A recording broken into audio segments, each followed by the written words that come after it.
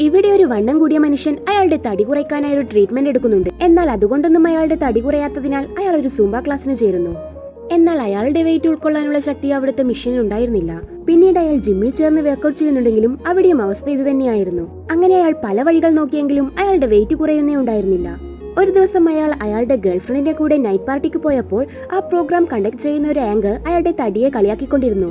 എല്ലാരും അത് കേട്ട് തന്നെ കളിയാക്കുന്നത് കണ്ട് അയാൾക്ക് അതിലേറെ സങ്കടമാകുന്നു. പിറ്റേ ദിവസം അയാൾ അയാളുടെ ലാബിലേക്ക് ചെന്ന് മെലിയാനുള്ള ഒരു മരുന്ന് കണ്ടുപിടിക്കുകയും അത് തനിയെ എടുത്ത് കുടിക്കുകയും ചെയ്തു. മരുന്നുള്ളിലേക്ക് ചെന്ന ടൈമിൽ തന്നെ അയാൾ അവിടെ ബോധം കെട്ട് വീഴുന്നുണ്ട്.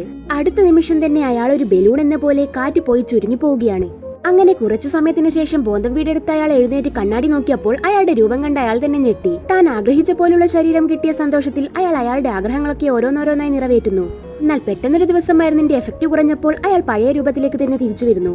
അപ്പോൾ അയാളുടെ ഗേൾഫ്രണ്ട് അയാളോട് നീ എങ്ങനെ ഇരുന്നാലും എനിക്ക് ഇഷ്ടമാണ്, കാരണം നിന്റെ സ്വഭാവം കണ്ടാണ് ഞാൻ പ്രണയിച്ചതെന്ന് പറയുന്നു.